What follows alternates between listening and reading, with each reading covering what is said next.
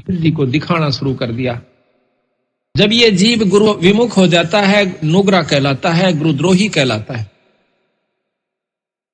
उन्होंने उन सिद्धियों को ऐसे ढंग से प्रयोग करना शुरू कर दिया कि किसी को दुख देना शुरू कर दिया और उल्टे काम शुरू कर दिए, जिससे वे राक्षस कहलाए। वही भक्तजन जो पहले सत्संग में आया करते थे और विमुख हो जाने से, निगुरे हो जाने से, मनमुखी हो जाने से वो फिर राक्षस की पदवी को पाए, जबकि उन्होंने ऋषि की पदवी पाना था। गरीबदास जी महाराज कहते हैं, संगत माहे कुसंगत उपजय, जैसे बण में बांस और अप्पा घिस घिस आग लगा दें, कर दें बनखंड का भी नाश। फिर उन्होंने ऋषियों से भी दुश्मनी मोल ले ली, लड़ाई झगड़े होने करने शुरू कर दिए, उनकी यज्ञों को फेल करना शुरू कर दिया, उनके हवनों में विध्वंस करना शुरू कर दिया, फिर वो राक्षस बन जाते हैं। तो हम बंदी छोड़ के नाम के मंत्र के जाप करते रहने से आप सभी भक्तों में जबान सिद्धि आ जाएगी। कुछ दिनों के बाद आप छोटी मोटी कोई बात कह दिया करोगे, वह पार हो जाया करेगी। आप ये समझोगे कि हमने तो ये बहुत कुछ पा लिया, और फिर आप महंत बन जाओगे, जो कि आपके प्रथम नाश का कारण होगा। महाराज कहते हैं, शब्द महल में सिद्ध 24 अंश बिछोड़े विश्व बीसा। हमारे नाम के मंत्र में 24 सिद्धियां आ जाएंगी, 24 सिद्धियां। और कहते हैं उन सिद्धियों से क्या होगा कि आप लोग ये समझोगे कि अब हमारे बराबर कोई नहीं रहा, मैंने उपलब्धि होगी। वो कुछ भी नहीं हुआ। किसी की भैंस का झाड़ा ला दोगे, वह दूध दे देगी। किसी का हाथ फेर दोगे, छोटा मोटा बुखार ठीक हो जाएगा। पर ऐसा मत करना। यही कारण है हमारा डूब जाने का। कभी ऐसा नहीं करा। उसको सतमार्ग देवे और अपने गुरु के पास लावे, उसको उपदेश दिलवावे, उसको मर्यादा बतावे, आप भी मर्यादा में रहे, और फिर उसका भी आत्म कल्याण करवा दे। ठीक है, छोटा मोटा लाभ दे सकते हैं, जैसे झाड़ा लावणीय भी दे देते हैं, उनको भी लाभ हो जाता है। लेकिन दोनों नरक में जाएंगे, जो झाड़ा लवा गया वो भी और लावस है वो भी। झाड़ा लवाणीय ने थोड़ी सी देर रिलीफ हो गया, एक दुख, छोटा सा दुख हो गया, सुख हुआ, आगे बाकी कुत्ते गधे की जुनी ज्यों की जो उसकी तैयार से। इसी प्रकार वो झाड़े लावणीय की अपनी कमाई न वो खोण लग रहा से, और फिर वो कुत्ते की जुनी में चला जाओगा। तो संतों ने यही बताने की कोशिश की है गरीबदास जी ने हमारे को, कि प्रथम तो आप भक्ति कर दे को ना, और लग जाते हो तो फिर उसको निभाते को ना। जब तक आप निभाओगे नहीं, यानी मर्यादा में नहीं चलोगे, तब तक आपको उपलब्धि कोई नहीं होगी। इन बातों को सत्संग में याद दिलाया जाता है। सत्संग में आकर के नाम लेवे, नाम लेकर के फिर मर्यादा में रहे। सबसे पहला गुरु मर्यादा बताई संतों ने कि इससे विमुख हुआ जीव फिर कभी उभर कर नहीं आता। तो ये सब ज्ञान सत्संग से होता है, सत्संग संतों की कृपा से आपको उपलब्ध होता है। जब आप सत्संग में आओगे, संतों की शरण में आओगे, तो आपको बहुत कुछ जानकारी दी जाएगी, आत्म कल्याण की भी और मर्यादा में रहने की भी, और वो अमर मंत्र भी आपको समय आने पर दिया जाएगा। 24 सिद्धियों का थोड़ा सा वर्णन आपको बताते हैं जो गरीबदास जी ने किया है। शब्द महल में सिद्ध 24 अंश बिछोड़े विश्व बीसा, एक सिद्धि सुर देव मिलावे, एक सिद्धि मन वृत्ति बतावे। एक सिद्धि ऐसी होती है जो जिस इष्ट की आराधना करता है वो इष्ट सामने प्रकट हो जाता है। जैसे कुंती का प्रमाण मिलता है कि उन्हें सूर्य देव का एक मंत्र जाप किया, एक ऋषि ने उसको एक मंत्र दे दिया कि इसका जाप कर लोगे तो आपके पास सूर्य देव प्रकट हो जाएंगे, और जो उससे इच्छा व्यक्त करोगे आपकी पूरी कर दे। कहते हैं कुंती ने उस मंत्र की परीक्षार्थ कि ये सत्य है असत्य, वो मंत्र का जाप किया, सूर्य देव प्रकट हुए। पुत्र की इच्छा व्यक्त की तो कर्ण उत्पन्न हुआ। तो कहते हैं एक सिद्धि सुरदेव मिलावे। उस सुर कहते हैं देवता को, उस देवता को आप जिसकी आराधना कर रहे हो आपको उसे मिला देगा। एक सिद्धि मन वृत्ति बतावे। एक सिद्धि होती है कि आपने जो मन में सोच रखा है, वो जो महात्मा जिसने वह सिद्धि कर रखी है वो बता देगा कि आपका ये कार्य है। आप समझो कि महात्मा के तो 40 है, पर है कुछ नहीं। संतों की दृष्टि में वो तो भांड है। अगर ये बता दिया आपके मन में क्या है तो क्या हो गया, कुछ नहीं हुआ। एक सिद्धि मनवर्ती बतावे, एक सिद्धि हो पौन स्वरूपी आकाश में पौन की तरह हल्का हो जाता है। एक सिद्धि होवे अनुरूपी, एक सिद्धि निस्वासर जागे, एक सिद्धि सेवक हो आ गए। एक ऐसा महात्मा बताते हैं, देखा हमने, गांव वाले कहते हैं कि वो बड़ी मां का बैठ गया, दिन सोए ना रात सोए। हमने लोग का देखा कि वो हमने सोता नहीं देखा, अब आसन पर बैठा रहा। लोग का देखा कई दिन तक कोशिश करी, 15-20 दिन, तो कहते हैं उसका फिर मंदिर बन गया, पूजा होने लगी, महात्मा के कमाल है। तो कहते हैं एक सिद्धि निस्वासर जागे, एक सिद्धि सेवक हो आ गए। जो भी आप मनोरथ पूर्ण चाहोगे वो सिद्धि आपकी पूर्ण कर देगी। एक सिद्धि ऐसी हो, एक सिद्धि सुरगापुर ध्यावे, एक सिद्धि सो जब सब गठछावे, एक सिद्धि सब सागर पीवे, एक सिद्धि जो जुग जुग जीवे। एक सिद्धि ऐसी हो जाती है जो सारे सागर को पी जाती है। कहते हैं अगस्त ऋषि ने, एक अगस्त ऋषि था, उसने 2.5 घूंट में सारे समंदर को पी लिया था। सारे समंदर को पी लिया था, फिर प्रार्थना करने पर उसको वापस छोड़ दी।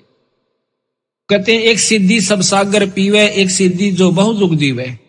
एक सिद्धि ऐसी होती है कई युगों तक जीवित रह सकता है, लेकिन महाराज के कहते हैं कि जब तक सतनाम नहीं मिलेगा तो भी वो कोई लाभ नहीं। एक सिद्धि जो बहुयुग जीवे, एक सिद्धि जो उड़े आकाशा, एक सिद्धि होती है जो आकाश में उड़ जाते हैं। एक सिद्धि परलोक के बासा, जैसे सुखदेव ऋषि दूसरे लोक में चले जाया करते थे। उड़ जाना कोई और सिद्धि होती है, उस लोक में परमिशन मिल जाना वह कोई और सिद्धि होती है। एक सिद्धि परलोक का बासा, एक सिद्धि कष्ट तन जारा, एक सिद्धि तन हंस नियारा। एक सिद्धि ऐसी होती है जो कि शरीर के कष्ट को दूर कर देता है। कई बताए ना को जाड़ न जाड़ दे है, ठीक हो जाती इससे को नहीं, लेकिन वो जाड़े जाड़ सके है, मुक्ति का साधन नहीं है। एक सिद्धि तन हंस नियारा, एक सिद्धि ऐसी होती है जो शरीर से न्यारा हो जाता है वो जीवात्मा, और सिद्ध वो शरीर अलग रहता है और वो अलग जाकर चोला धारण कर लेता है, उससे निकल जाता है, दूसरे में भी प्रवेश कर जाता है। एक सिद्धि तन हंस नियारा, एक सिद्धि जल डूब ना जाई, एक सिद्धि जल पैर न लाई। एक सिद्धि है पानी पर नहीं डूबता, ऊपर का चला जाता है, ये भी कोई लाभ नहीं बताया। पहले भी बताई थी आपको कि एक महात्मा ने सिद्धि कर ली, उसने दूसरे साथी ने महाराज का मार्गदर्शन मिल गया, कबीर साहब का। 2 गुरु भाई थे, एक ने तो अपने परंपरा से सिद्ध महात्मा का नाम लिया, वो सिद्ध हो गया, सिद्धि भी के हुई, सिर्फ पानी के ऊपर का नो चला जा, जैसे पृथ्वी पर चला गया। दूसरे ने नाम का जाप मिल गया, सतनाम की भक्ति मिल गई सतगुरु महाराज की। तो दोनों इकट्ठे होते हैं 10-12 वर्ष के बाद। तो जो सिद्ध से उसने नाम ले रखा था साधक से, वो अपने दूसरे साथी से मिला है कि आपने क्या प्राप्ति की। जो संतों का सेवक था, जिन्होंने नाम का जाप मिला था, वो कहने लगा भाई हमने तो बहुत कुछ प्राप्त किया। क्या किया कि नाम का सुमरण मिल गया, अपना जाप करते हैं। कहने लगा यो भी कोई बात हुई कि और आपने क्या किया कि दिखाऊं कि दिखा। नहर के ऊपर दरिया को पार कर जाता है, जैसे थल पर चाल रहा हो, वापस आ जाता है। वो जो संतों का सेवक था, जिसको नाम मिला हुआ था, सतनाम मिला हुआ था, वो मजा हास्या उसकी बात न देख। कहने लगा देखा मेरी कमाई। वो कहने लगा जो संतों का सेवक था ने बोला भाई या तो 4 अन्य की कमाई सीखी तने 12 वर्ष में। 4 अन्य की कहा कि 2 अन्य में ये किस्ती वाला परे ले जाता और 2 अन्य में वापस ले आता। सारे 12 साल में तने यह कमाई करी 4 अन्य की। अरे भले पुरुष भक्ति मुक्ति होगी भगवान के नाम तक और पूरे गुरु तो प्राप्त कर ले भाई। फिर उसने पूरी डिटेल समझाई उसको कि भाई ये तो बालका के खेल से, ये तो जादूगरी सबीरा, कुत्ते बनते नहीं बच सकते। महाराज कहते हैं सिद्ध नहीं, वो तो गधे हैं। जो इस तरह के साधक बने बैठे हैं वो सिद्ध नहीं है, वो तो गधे के रूप में है। आज कमाई कर ली 10-12 साल में, अगले साल में अब उसको दिखा दिखा कर खो चलेगा, फिर ज्यों का त्यों जाकर के नरक में पहुंच जाएगा, फिर गधा बन। तो यहां कहते हैं एक सिद्धि जल डूब ना जाई, एक सिद्धि जल पैर ना लाई, एक सिद्धि बहुचोले धारा। एक ऐसी सिद्धि होती है कई रूप बना लेते हैं, और ऐसा महात्मा मिल जावे, ओहो कहना है क्या, फिर हम तो चक्कर काट जा, मैंने वहां भी देखा था, अरे वहां भी देखा था। ये भी मुक्ति का रास्ता संतों ने नहीं बताया, केवल इस बात से। एक सिद्धि बहुचोले धार, एक सिद्धि नितत विचार, एक सिद्धि पांचों तत् नीरम, एक सिद्धि जो बज्र शरीर। एक सिद्धि ऐसी होती है जो पानी में पानी प्रवेश कर जाती है, ये बहुत ही कम संतों के पास होती है। अरबों में एक आध के पास पाओगी या सिद्धि जो कि पांचों तत् नीरम हो जाए, पानी बन जाए। एक सिद्धि जो बज्र शरीरम, एक सिद्धि ऐसी होती है जो पत्थर का शरीर बना लेते हैं। एक सिद्धि पीवे नहीं खाई, एक सिद्धि जो गुप्त छपाई, अंतर ध्यान हो जाते हैं। एक सिद्धि कुछ खाता पीता नहीं, सारा दिन मस्त रहता है। एक सिद्धि ब्रह्मांड चलावे, एक सिद्धि सब नाद मिलावे, एता खेल खिलारी खेले, सो हंसा प्रगट बेले, और 24 को ना दिल चावे, सो हंसा शब्द अतीत कहावे। इन सिद्धियों को जो नहीं चाहता वो पूर्ण भक्ति का अधिकारी हो गया, और इन्हीं के अंदर उलझ जाता है, वो जीव का जीव रह जाता है। परासिद्धि पूर्ण पटरानी, सतलोक की कहूं निशानी, सतलोक सुख सागर पाया, सतगुरु भेद कबीर लिखाया, परमहंस पेखो परवाना, जन कहता दास गरीब दीवाना। और सतगुरु महाराज कहते हैं कि इतनी उपलब्धियां हमारे एक नाम के मात्र से आ जाएंगी, जबकि एक सिद्धि को प्राप्त करने के लिए एक साधक सैकड़ों वर्ष 50-50 वर्ष साधना करता रहता है। प्रार्थना यह है कि इस नाम के मात्र से आपको बहुत कुछ उपलब्धि होनी शुरू हो जाएंगी। जो बच्चे छोटी छोटी उम्र में आज लगे सतगुरु के सच्चे नाम से, इनको बहुत लाभ होगा। पर कभी भी अपनी इस सिद्धि का दुरुपयोग नहीं करे और ना ही इसको बर्बाद करे। ये आपकी कमाई है। मूर्ख आदमी होगा जो रुपये बगानता फिरेगा, अपने ठागे तिजोरी में धर दे, बख्तान पर काम आवे। इसी प्रकार यह कमाई है अपने नाम की, भजन की, इसको खोए नहीं, ये सतगुरु का कहना है। अब देखो, इन बातों का ज्ञान सत्संग से होता है। सत्संग में संत जनाते हैं।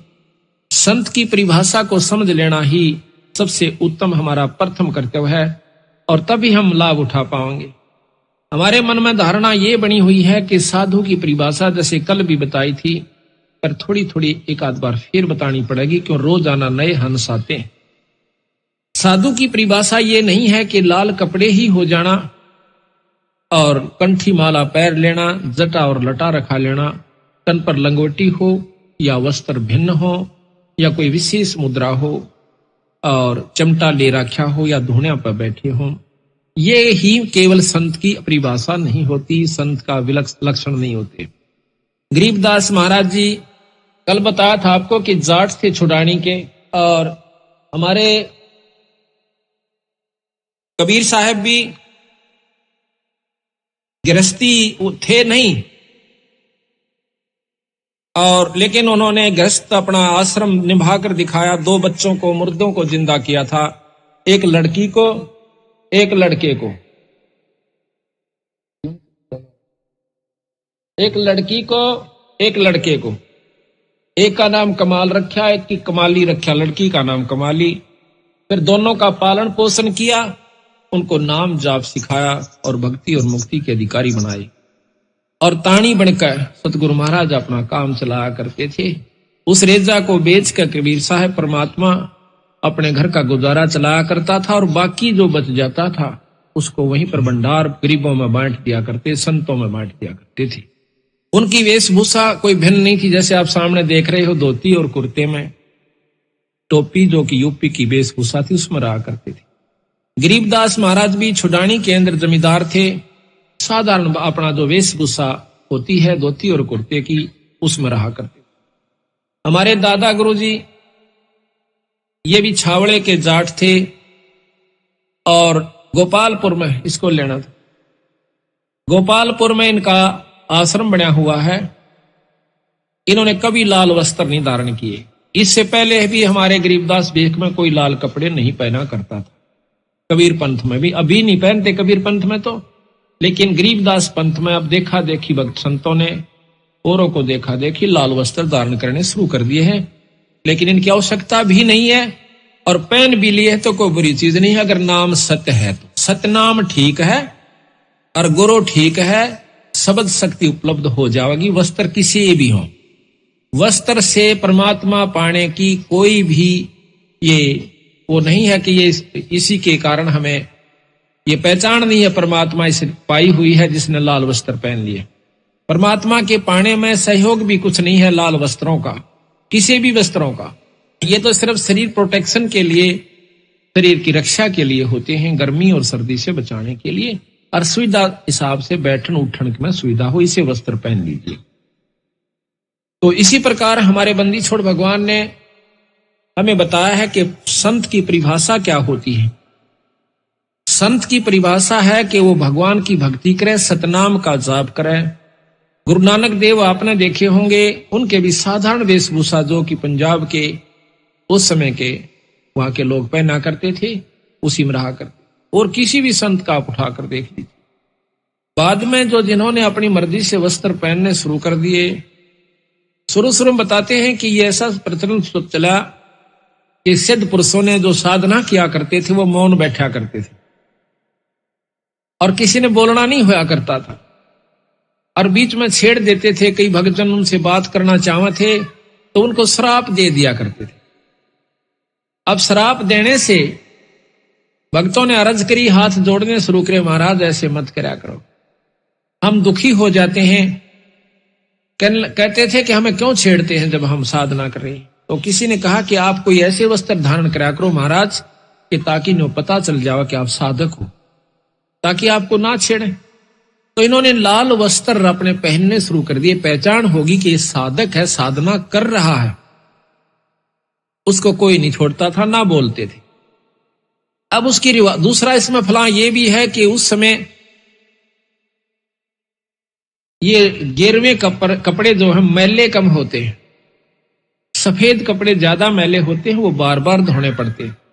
इसको लेकर भी संतों ने अपने लाल वस्त्र पहनने शुरू कर दिए। बाकी वस्त्र की परमात्मा पाने में कोई सहयोग नहीं है, केवल अपनी सुविधा जैसी भी शरीर प्रोटेक्शन, बॉडी प्रोटेक्शन यानी शरीर की सुरक्षा के लिए किसी भी वस्त्र पहनिए, पर मर्यादा ठीक हो, नियम ठीक हो, आपकी आस्था ठीक हो, आपके विचार ठीक हो, भक्ति आप कीजिए, किसी व्यवस्था में कीजिए। आप खेत में काम करते हुए कीजिए, आप घर पे काम करते हुए कीजिए, आप अपने दफ्तर में कीजिए, अपनी दुकान पर कीजिए, अपनी मजदूरी कर रहे तो कीजिए। ईश्वर के नाम का जाप करने से आपके अंतःकरण के अंदर एक तो सफाई आवेगी। जो सेवा आप करते हो सत्संग में आकर के, इससे आपका अंतःकरण साफ होता है। कल भी आपको बताया था, लेकिन रोजाना थोड़ा थोड़ा दोहराना पड़ा है क्योंकि नए भक्तजन आते हैं। जितनी आप सेवा सत्संग में करोगे उतना ही आपको लाभ ज्यादा हो, अंतःकरण में सफाई आवेगी। और जब आपको 7वां दिन होगा, आप देख लीजिए जो यहां सेवा कर रहे हैं, और जब आप यहां से जाओगे आपकी आंखों से आंसू नहीं रुकेंगे। जिन्होंने तन मन से और सच्चे भाव से सेवा की, सब तय बस की बात नहीं होती, आपका भी कसूर नहीं, हमारे भी ऐसे हो जाता है। तो इससे सिद्ध होता है कि आपका जो अंतःकरण है वो निर्मल हो चुका है सेवा के कारण। सेवा प्रथम है हमारे अहंकार रूपी राक्षस को खत्म करने की। सत्संग में ये रिहर्सल कराई जाती है। सत्संग एक ट्रेनिंग सेंटर भी है, जो कि एक जैसे खेल के अंदर, उस खेलन का जो अंतिम समय आवश्यक है उससे पहले बहुत मेहनत करवाई जाती है खिलाड़ियों की। उनको वो नियम सिखाए जाते हैं कि ऐसे ऐसे आपने करना होगा, जबकि आपका सही तत्व बगेगा जब वो खेल शुरू होगा। तो उस समय हमारी सबसे बड़ी आंट के बनेगी, अहंकार हमारा सबसे बड़ा दुश्मन है, जो परमात्मा को कति पसंद नहीं। जो झुक नहीं सकता उसमें भक्ति प्रवेश नहीं हो पाई। जितने भी आप देखोगे सरसों जब खड़ी होती है, जब वो कच्ची होती है, तो उसमें वह किसी काम की नहीं होती। उसमें वह वस्तु नहीं है जिसके लिए वो तैयार की गई है, अभी बन नहीं पाई। जब तक उसमें सरसों परिपक्व नहीं होती तो ऐसे खड़ी रहेगी। जितना उसमें कीमत बढ़ती जाओगी वह झुकना शुरू कर देगी, ऐसे लटक जाओगी कि धरती में टिक जाऊं अगर स्थान मिल जावे तो। इसी प्रकार जो परमात्मा के प्यारे हंस हैं, भक्तजन हैं, उनमें नम्रता नहीं आई और उन्होंने झुकना नहीं सीखा, तो भक्ति उनमें 70 जन्म भी नहीं की जा सकती, ना वो पार हो सकती। ये नियम है संतों का। हमारा सबसे बड़ा दुश्मन अहंकार है। कल रावण का प्रकरण दिया था कि अपने सिर को काट के भगवान शिव जी का ऊपर चढ़ा दिया 10 बार। हम इतनी भक्ति कभी भी नहीं कर सकते, लेकिन उसमें कमजोरी यही रही कि उसने नमस्कार करना नहीं सीखा। अभिमान चाहे भक्ति का हो जावे, चाहे पद का हो जावे, पैसे का हो जावे, ऊंचे कुल का हो जावे, दान का हो जावे, ये भी हानिकारक ही रहेगा। सर्वस्व दान देकर और अपने मुंह से न्यू नहीं कह के मैंने दान कर दिया, वो भी आपको नुकसान देगा। ना कीजिए, लेकिन करके ये मत कह दीजिए कि मैंने बहुत ये जितना दे दिया। हम कुछ नहीं कर सकते। सेवा करके भी अभिमान हो सकता है कि मैंने दिन रात सेवा करी। जीव कुछ नहीं कर सकता जब तक ईश्वरीय रजा उसके ऊपर, गुरु कृपा नहीं होती और उसके पिछले संस्कार प्रभावी नहीं होते, पिछले पुण्य कर्म उस पर दबाव देते हैं। जैसे माड़े कर्म का जीव कुसंगत में जाकर बैठेगा, चाहे 100 जने बरज लो उसको, वहीं पर जाएगा। अच्छे संस्कार का जीव, अच्छे संस्कार की हंस आत्मा, वो पुण्य कर्मी इंसानों के पास, भक्तों के पास जाएगी, वो सत्संग में आवेगा। आज आप देख रहे हो कि यहां पर अगर नाचने और गाने का रागनी कंपटीशन का प्रोग्राम होता तो 50-60 हजार व्यक्ति सहमत आ जाते बिना बुलाए। और हम कम से कम भी 20 महीना से पहले पत्र डाल रहे हैं, इश्तिहार लगा रहे हैं, हाथ जोड़ जोड़ कर निमंत्रण दे रहे हैं कि 2 घड़ी जरूर आना, 1 दिन का समय मिले अवश्य आना, तो नहीं आ पा रहे। यही कारण है कि सकल पदार्थ हैं जग माही, पर भाग बिना नर पावत। और जिनके 16 दिन हैं, जिनके शुभ कर्म ज्यादा प्रभावी हैं, वो कई सैकड़ों किलोमीटरों से चलकर आज भगवान के दरबार में आए। और कल कितनी सर्दी थी, छोटे छोटे मासूम बच्चों को लेकर अपनी गोदी में आज भगवान के दरबार में आए। ऐसा क्यों? क्योंकि उनके पुण्य कर्म लाए हैं। और जिनके माड़े कर्म है वो मनमाने को रिश्तेदार आ जा और उन ले जावा किता कह देगा भैंस मोल लेनी सही मैंने दिवा के ला। अब शर्म के मारे, लोक लिहाज के मारे उसकी गेल ऋषि बूंदी सर्दी में और किरा कई जगह गोबर में 5-10 वाया आवेगा और 1 हफ्ते में गेला छोड़ दे वो उसका, उसमें खुश होगा क्योंकि उसके भाग ही ऐसे हैं। उसकी सच्ची लगन नहीं बनी, भाग अपने हाथ होते हैं बनाने कुछ, अपनी सच्ची तड़फ बनावे परमात्मा। आज तक बुलाइयो मालिक, जब ईश्वर रजा करेंगे आपकी सच्ची तड़फ को देखकर आपको समय भी देंगे, आपको हौसला भी देंगे, आपको छुट्टी भी देंगे। इस काल के कोल्लू में तय ये आपका काम खत्म नहीं हो सकता। हम चले जाएंगे पर काम जो का तो बाकी छोड़ जाएंगे, चाहे कितनी व्यवस्था बनाकर चले जाइयो, ये खत्म नहीं हो सकता। तो संतों ने कहा है कि इसमें से थोड़ा सा जरूर निकालना पड़ेगा। थोड़ा सा समय दुख पाओ चाहे सुख पाओ, आप कितना ही जरूरी कार्य है एक बार छोड़ कर देखो ईश्वर के नाम पर, और फिर उसका जाकर देखना कि वो आपका होया पावस है या उसमें नुकसान होता है कि लाभ होश है। आपको ऐसे ऐसे प्रमाण हम हमारे भक्तों के बताएंगे कि आप हैरान रह जाओगे। जो सत्संग में आए वो गए हैं तो उनका काम होया पाया। छोटे छोटे काम तो छोटे ही होते हैं जो आंट बना दें और वही पूरे हो जाते विश्वास बना दें। सतगुरु महाराज में बहुत बड़ी कृपा है बंदी छोड़ कबीर साहब में।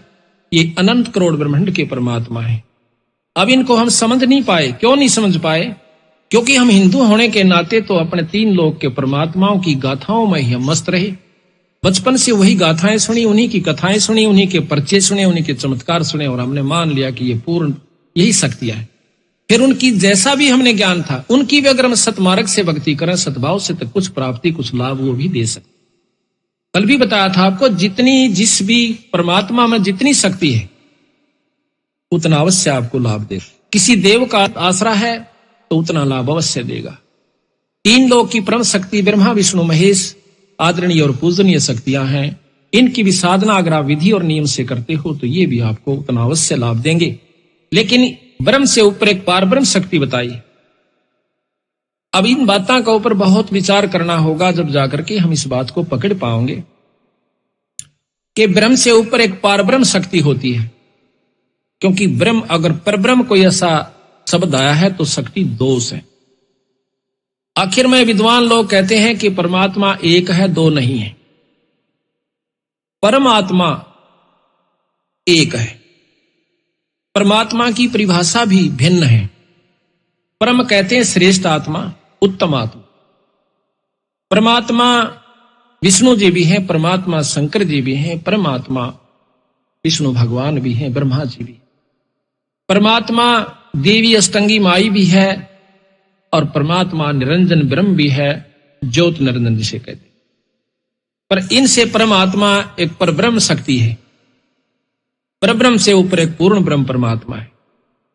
परमेश्वर शब्द को आप ले लीजिए, ईश नाम मालिक का होता है, ईश बहुत है। उसके बाद ईश्वर, उस ईश से भी श्रेष्ठ शक्ति, वर श्रेष्ठ को भी कहते हैं, वर पति को भी कहते हैं। उस परमात्मा यानी ईष्ट भगवान का भी, ईश का भी ईश ईश्वर हुआ। फिर परमेश्वर यानी उस ईश्वर से भी एक परम शक्ति है जिसको परम ईश्वर कहा। जब परम शब्द लगा है ईश्वर के साथ तो उससे बड़ी शक्ति है, उससे भिन्न शक्ति है। अब दादा और परदादा, दादा से ऊपर उसका पिता जो है परदादा कहलाता है। तो जब पूर्ण ब्रह्म आया है तो ब्रह्म इनकम्प्लीट ब्रह्म भी है, अधूरा ब्रह्म भी है कोई। ये जीव भी ब्रह्म है पर यह पूर्ण ब्रह्म नहीं। ब्रह्मा विष्णु महेश भी ब्रह्म है परंतु पूर्ण ब्रह्म नहीं है।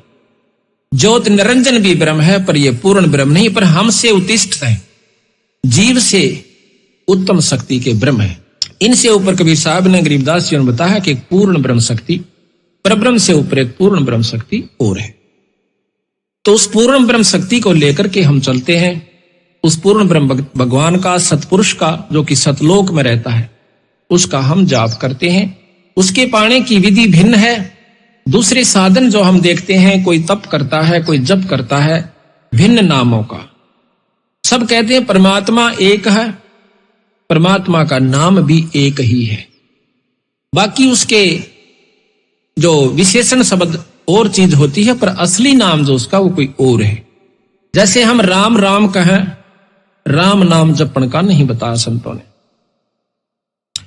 कोई कहता है भाई राम नाम ले ले, भगवान का नाम लिया, ले ले भाई, दुखी बहुत से। अब जैसे कोई कहे दवाई ले ले, अब बीमार हो तो वो दवाई ले ले भाई, दवाई ले ले भाई, दवाई दवाई भाई।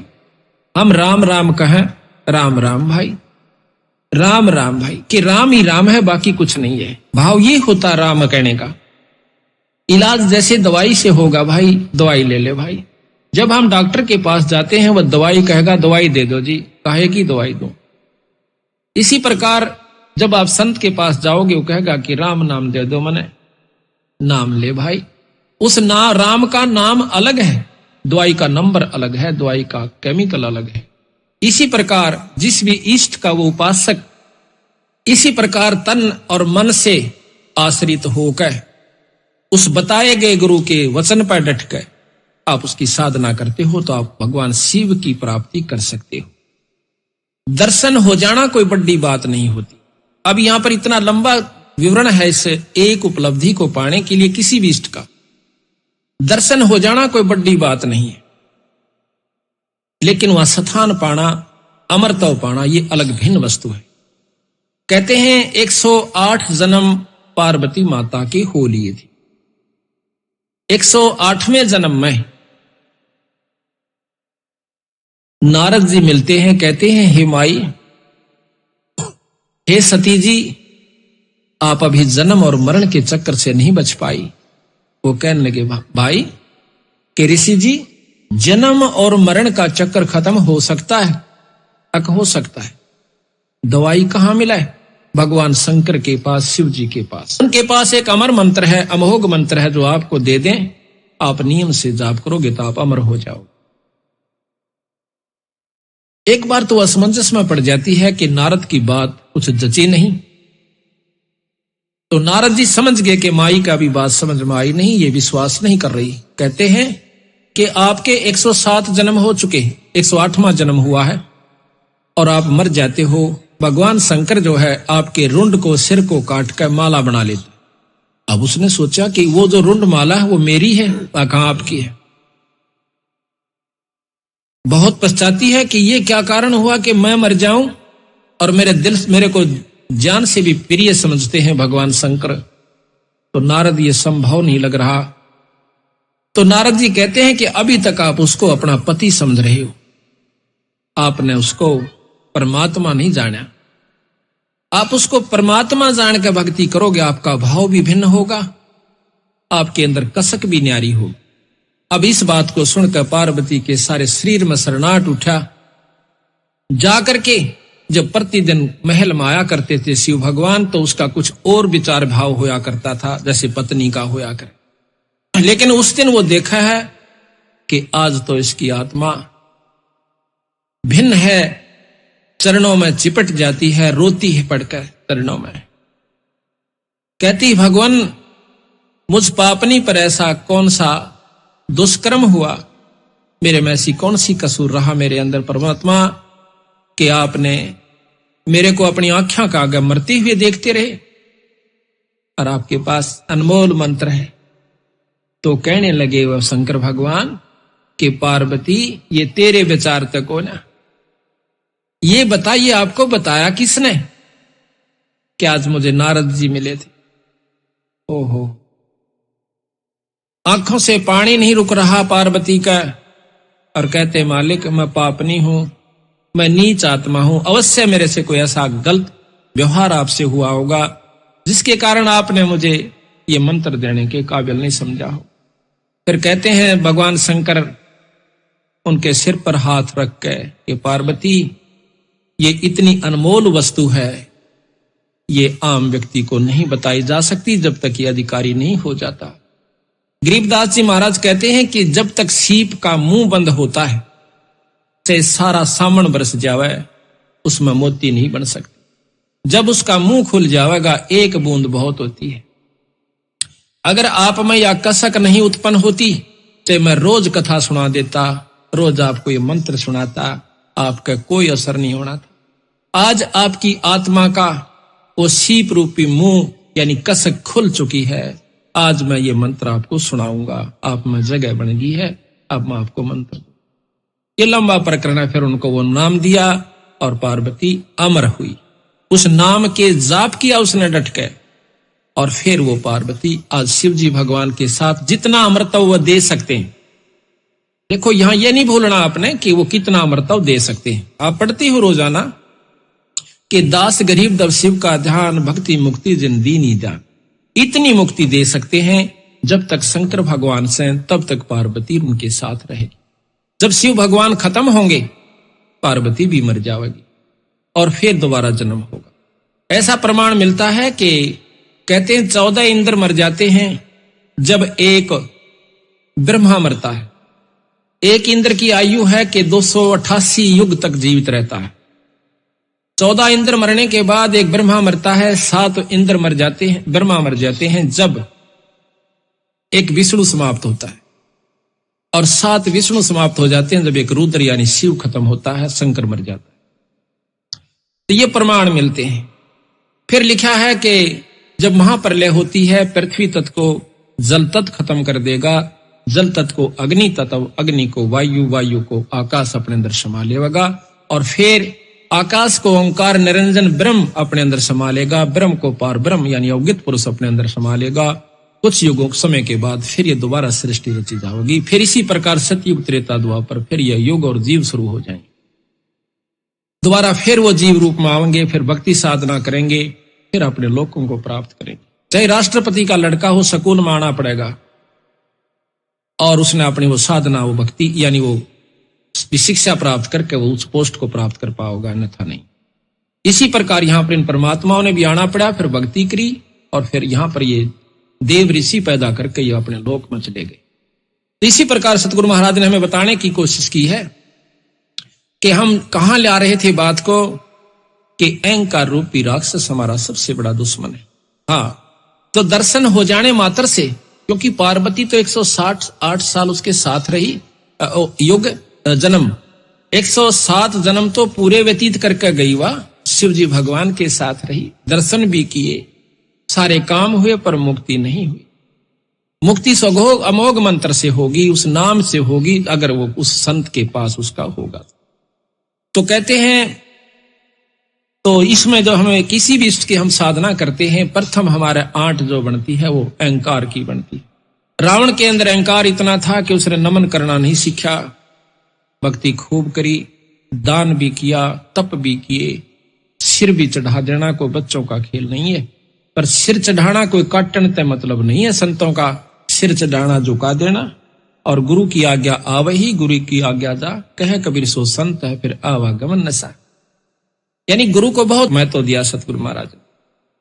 अब यहां गुरु क्या सिखाता है, प्रथम ये लंबी दंडौत कीजिए। अगर ऐसा नहीं करता है तो अधिकारी नहीं हो पाएगा। चाहे हम कितनी अच्छी पोस्ट पे हैं, चाहे एसपी सिलेक्ट हुए और जाकर ट्रेनिंग सेंटर में जाते हैं, उनको पूरा रिहर्सल करवाया जाता है, लंबी क्रॉलिंग भी करवाई जाती है, लंबा सारा जो भी उनकी प्रक्रिया वो सारी करनी पड़ती है, फिर जाकर के वो अधिकारी बनता है। अगर वो ऐसा नहीं करता तो वहां फेल हो जाता है। इसी प्रकार यहां पर आने के बाद हमने वो रिहर्सल जो गुरु बताया हुआ करनी पड़ेगी। अगर ऐसा आप नहीं करते हो तो आप उससे क्षेत्र के अधिकारी नहीं हो। तो यहां पर सबसे पहला अहंकार रूपी राक्षस खत्म करने का एकमात्र रास्ता है कि हम अपने आप को दंडोत प्रणाम करें, अपने गुरु के सामने, संतों के सामने, और साथ में अपने पूर्ण ब्रह्म परमात्मा इस ग्रंथ साहब के सामने। अभी आपको बताएंगे, कई भाई कहते हैं कि ये तो एक मूर्ति पूजा करते हो आप, दंडोत कर देना इस जड़ के सामने। इसका वर्णन देंगे, पहले हम आपको अहंकार का एक थोड़ा सा उदाहरण सुनाते हैं। गरीबदास महाराज कहते हैं कि ये रिहर्सल करते करते भी ये राक्षस अहंकार खड़ा हो जाता है। दंडोत प्रणाम करते करते, नम्रता बरतते बरते भी ये कहीं ना कहीं हमारे को ले डूबने की कोशिश कर लेता है। अगर जो नहीं करते उनके लिए की बनेंगे।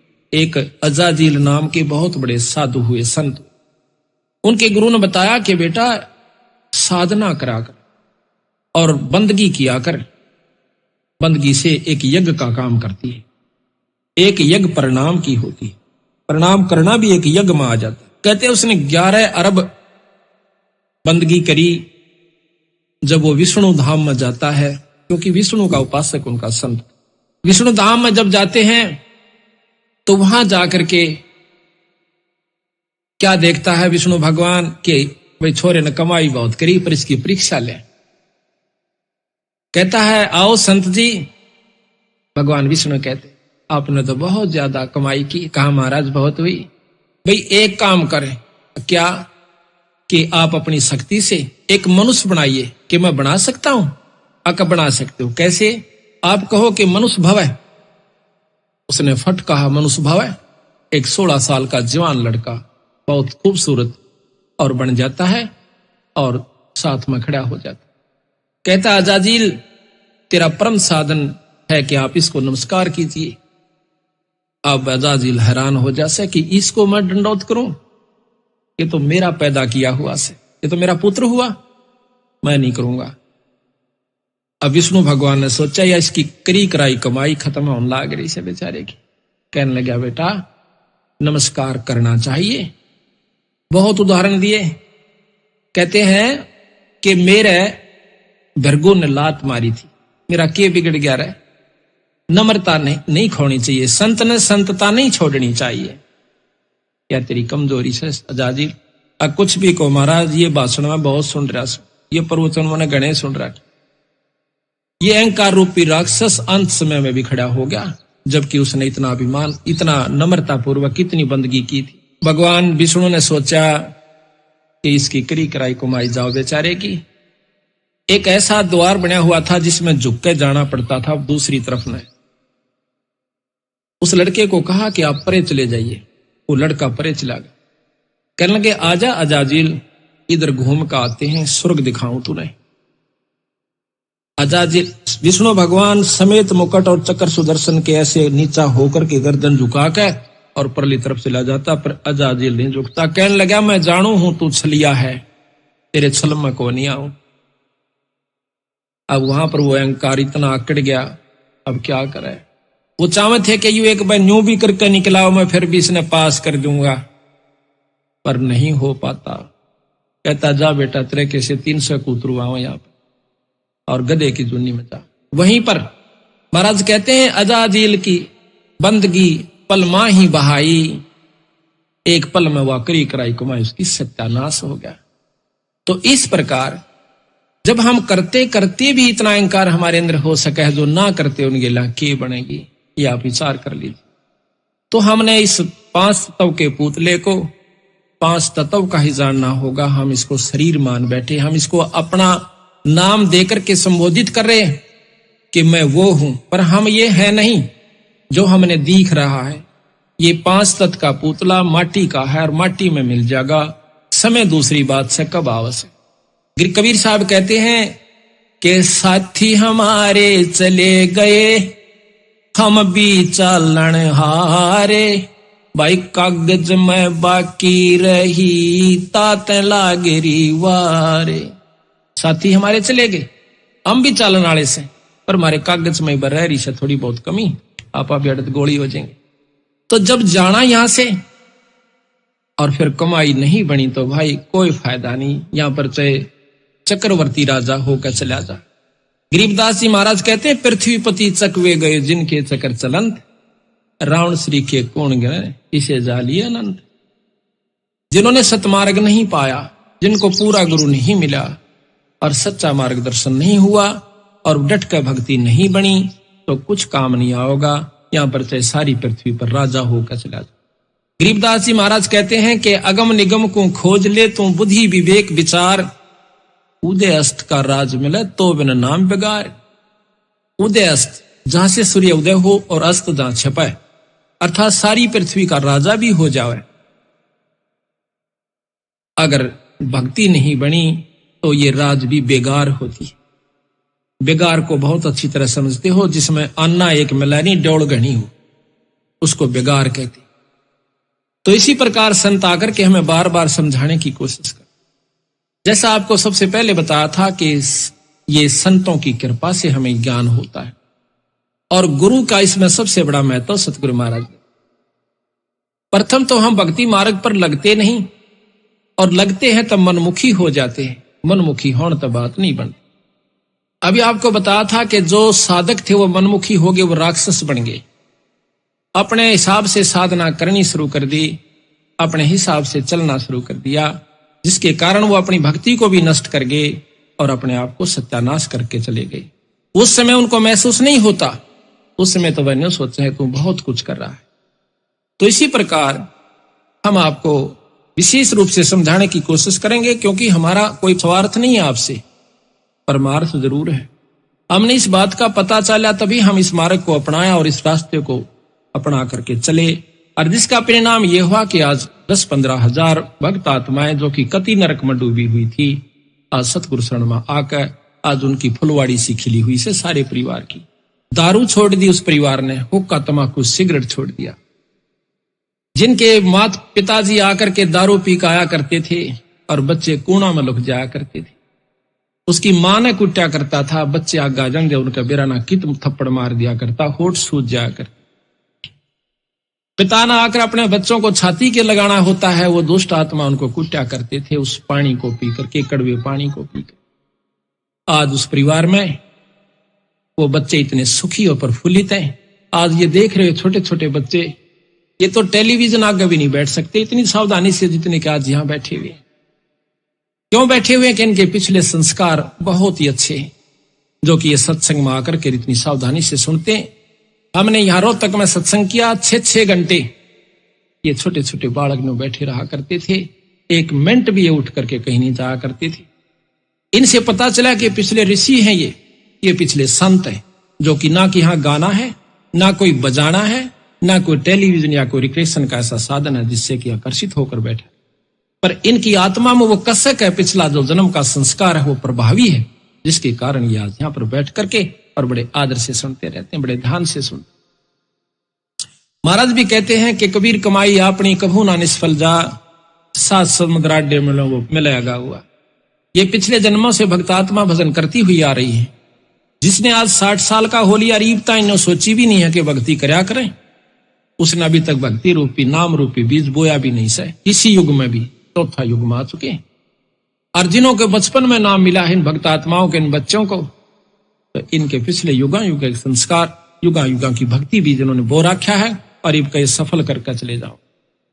अब हमने ये सोच रखा है कि नाम का जाप भक्ति केवल वो लोग करते हैं जो घर छोड़ कर चले जाएं या कति अखंड ब्रह्मचारी रहे। दरो ने 5.5 साल के ने नाम लेकर के 5 साल के ने 5.5 साल में ईश्वर प्राप्ति की थी। वो सतयुग का समय था, आत्मा साफ होया करती थी, इतना दूषित वातावरण नहीं था, और पूरा नाम सतनाम मिले बादशाह, यो जीव घड़ियाण का काम नहीं से रोया, और परमात्मा को उस नाम का जाप 6 महीना में परमात्मा प्राप्ति हुई। उसके बाद शादी कराई, शादी करा करके उसने 36,000 वर्ष राज किया। फिर प्रहलाद का प्रमाण मिलता है कि 10 साल की उम्र में उसने परमात्मा प्राप्ति की, नरसिंह रूप में उसको दर्शन दिए, ईश्वर प्राप्ति हुई। कि मांग बाई के मांग, क्या मांगू सतगुरु आपके सामने, हे परमात्मा आप सर्वज्ञ हो, सर्व जानने वाले। तो कहते हैं फिर धरु प्रहलाद ने भी अपना ब्याह करवाया और भक्ति करके अपने इष्ट प्राप्ति की और राज किया। प्रहलाद का पोता राजा बलि था, प्रहलाद का लड़का बैलोचन हुआ, और पोता राजा बलि था जिसने बहुत अच्छा यज्ञ किए, जिसमें भगवान ने भी आकर के उनसे सामने प्रकट होकर के दान लेना पड़ा। तो इस प्रकार परमात्मा की भक्ति वही जन कर सकते हैं जो कि पीछे करते आ रहे। गरीब भक्ति बंदगी दीजिए जोगन जोगन जगदीश, और मैं लखों अलेख को अदर मुकट धर से, गृह बे लोक अलोक चाऊं नहीं, इच्छा नहीं अचूक, अदली आद कबीर के चरण कमल की भूख। कहते हैं मैंने तो बंदी छोड़कर अपने परमात्मा सतपुरुष कबीर साहिब की चरणा की भूख से। गरीब अवगत कहो अदली कहो, अदली अविगत एक, भक्ति हेत हितकार करे चोले धरे अनेक। गरीब बांदी जाम गुलाम है, खाने जाद खरीद, अनहदपुर में ले गए मिले दीद बर दीद। तो इस प्रकार जब हम संता की शरण में आते हैं तो हमें लाभ मिलता है। तो पहली कड़ी आपको बताई थी कि गुरु होता है। अब आपको एक थोड़ी सी कथा सुनाएंगे, बहुत विस्तृत, और जिसके अंदर आपको कई शिक्षाएं मिलेंगी। ये कथाएं कैण सुनन की कोना, कल भी आपको बताया था ये बात कैण सुनन की ना से कर पाड़ने की है। अभी आपको कबीर साहब के कबीर सागर, जो कि बहुत बड़ा ग्रंथ है, उसमें आपको सुनाएंगे और दिखाएंगे। वीर सिंह बघेला नाम का एक काशी का नवाब था। उसने अपने घर पर सत्संग करवा रखा था। तो सत्संग में भक्त जन संत जन आए हुए थे। तो उन संतों ने आकर अपनी साधना यानी भक्ति भजन शुरू किया। बंदी छोड़ कबीर साहब भी वहां पर जा बैठे। उन्हीं सत्संगी यानी भक्त जनों के अंदर तो आप अपना जिसने जितना ज्ञान था प्रवचन कर रहे थे। कबीर साहब का असली उद्देश्य यही था कि अभी हम सतमार्ग दर्शन करें। जब तक इस जीव को सतमार्ग दर्शन नहीं होगा, यू भक्ति भी कर जाएगा, लेकिन वो वस्तु प्राप्त नहीं कर सकता जिसके लिए मनुष्य शरीर प्राप्त हुआ है। पहले तो आपको मौखिक सुनाता हूं, फिर इसमें मोटे मोटे आपको उदाहरण सुनाऊंगा। तो वहां पर नामदेव जी और भी कई संत आए हुए थे। तो कबीर साहब उनके बीच में जाकर बैठ जाता है। कोई आप अपनी साधना विशेष बता रहे थे, कोई राम का जाप, कोई कृष्ण का जाप, कोई निर्गुण परमात्मा की भक्ति जैसे भी उन्हें ज्ञान था वो बता रहे थे। कबीर साहब को कहने लगे कि आप भी सुनाओ भगत जी। बंदी छोड़ते एक साधारण से भेष में, जैसा भी यूपी का वेशभूषा थी उसमें बैठे। वो कहने लगा भाई की सुनाऊं, आप तो महान विद्वान सो, मैं क्या सुना सकता हूं आपको। अगर नहीं कुछ तो जरूर सुनाओ, आप आए हो, आप विद्वान लगते हो। अगर नहीं विद्वान नहीं, मैं तो अनपढ़ हूं। कोई बात नहीं, अनपढ़ भी तो परमात्मा के साधक हो। तो सतगुरु महाराज फिर सुनाना शुरू करते हैं। जैसा कि मैंने अभी आपको बताया था कि राम कृष्ण तीन लोक के परमात्मा है। ब्रह्म पुराण आप पढ़िए, ब्रह्म पुराण के अंदर ब्रह्मा पुराण में लिखा है कि भगवान ब्रह्मा प्रजापिता से ये सारी सृष्टि उत्पन्न हुई। शिव और विष्णु भगवान इन्हीं की उत्पत्ति। तो शिव पुराण में आप देखिएगा कि शिव जी से ये दोनों देवता उत्पन्न हुए, ब्रह्मा और विष्णु जी। विष्णु पुराण में आप देखिए कि ब्रह्मा और शिव की उत्पत्ति विष्णु भगवान ने ही की। तो उन्होंने कहा कबीर साहब ने कि इनमें से कौन सी को सत्य माने, आप बताइए। तो वो कहने लगे आप वाद विवाद करने आए हो या कोई मार्गदर्शन कर रही हो। सतगुरु महाराज कहते हैं अगर आप इसको वाद विवाद कहते हो तो हम चुप हो जाते हैं। अगर नहीं आप बताओ। उन्होंने बताया कि एक पूर्ण ब्रह्म परमात्मा सतपुर सतलोक में रहता है। ये सब ब्रह्मांड खत्म हो जाएंगे, 21 ब्रह्मांड खत्म हो जाएंगे महाप्रलय में, उसमें सतलोक खत्म नहीं होता। सभी संत हंसने लग जाते हैं। अब सुनो इसकी बात, ये कितना शास्त्र में सुनी नहीं, कि आज तक हमने पढ़ी नहीं, कोई किसी मार्गदर्शक ने हमें नहीं बताई। यो कीर्तन ले आया एक दुल्हा। बंदी छोड़ने बोले भाई मैंने जो बता दी वो ठीक है, आप अपने शास्त्रों के गा रहे हो, हम अपने शास्त्र को गा रहे हैं। तो नामदेव जाकर के वीर सिंह बघेला को, जो कि अपनी छत पर बैठा हुआ दूर से आनंद ले रहा था। ये राजा लोग यहीं तक सीमित हुआ करते थे कि कोई धर्म करवाना से, धर्म करने वाले धर्म कर रहे से, अपना पाठ कर रहे से, कोई सत्संग आ रहा वो ठाठता अपने महल में बैठे। ये कोई भजन और भक्ति और सत्संग नहीं होता, ना धर्म होता। तो नामदेव जाकर कहने लगा महाराज एक बेरानी किया रहा सिरफरानियों का है, इस राम कृष्ण तो बहुत छोटी शक्ति है, इनसे ऊपर एक और बड़ी शक्ति। तो राजा कहने लगा उसको यहां लाओ बुलाकर। छड़ीदार एक नौकर भेजा कि जाओ उसको बुला के लाओ, कबीर नाम है उसका।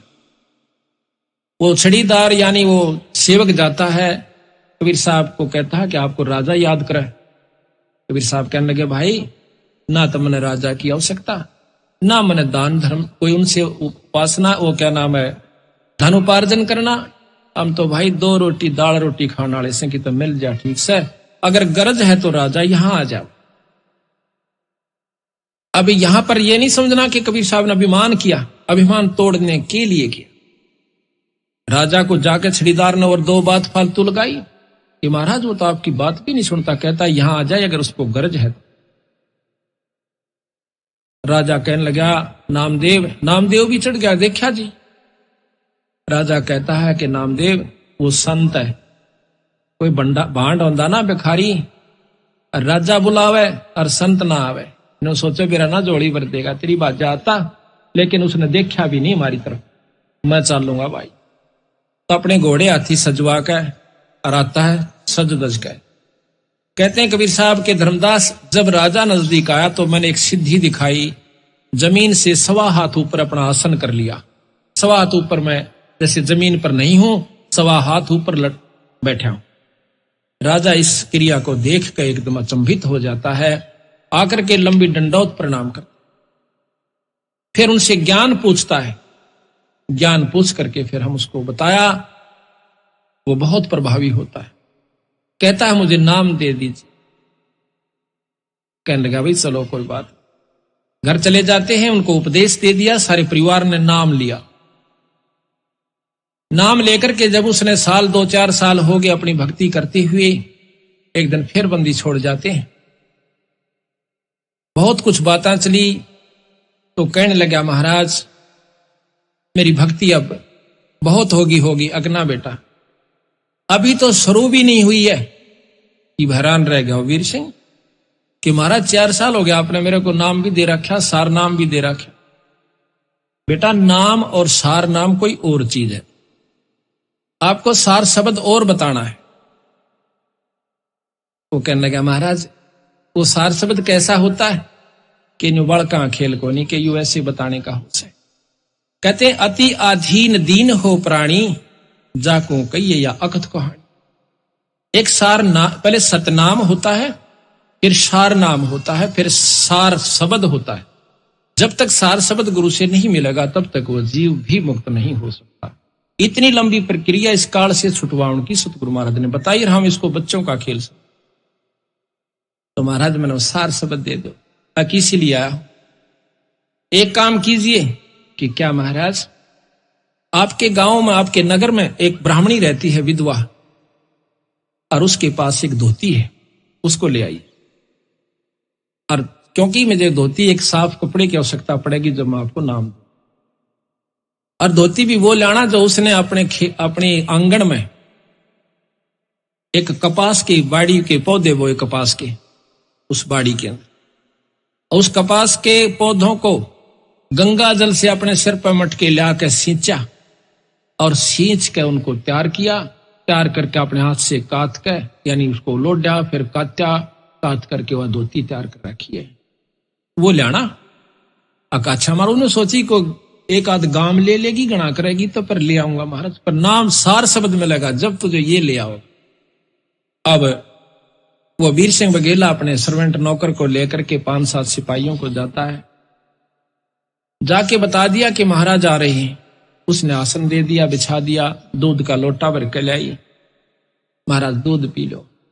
कहने लगा बहन दूध मैं जब पीऊंगा जब आप मेरी एक प्रार्थना स्वीकार कर लोगे। हुक्म करो परवरदिगार, आप तो मालिक हो प्रजा के, आपने प्रार्थना हुक्म करो कि मैं एक सार शब्द प्राप्त करना है अपने गुरु से, और वो मुझे जब मिलेगा जब मैं आपसे धोती ले जाऊं। कौन सी धोती महाराज? सैकड़ों धोतियां हैं, जो चाहो सो ले। कि वो धोती जो आपने ऐसे ऐसे तैयार की। वो कहने लगी महाराज यह धोती मैं नहीं दे सकती आपको। क्यों? क्योंकि ये मैंने अपने इष्ट जगन्नाथ के लिए तैयार कर रखी है, और इसमें मेरा एक एक प्रेम मेरे इष्ट के नाम पर प्रो रखा, मैं नहीं दे सकती। मेरा सिर काट दे, परिवार ने खत्म कर दे, देश निकाला दे राजन, या कौन तो ये मेरे भगवान की खातिर। अब ज्ञान हो चुका था, उपदेशी था। उपदेशी ना होता तो 2 मारता, दड़ाकर काट ले जाता उसमें, पर नहीं बोला। यही होता है ज्ञानी और अज्ञानी के अंदर अंतर हो जाता है जब सत्संगी हो जाता है। महाराज कहते हैं कि राजा योगी एक सुनो रे झुमकरा।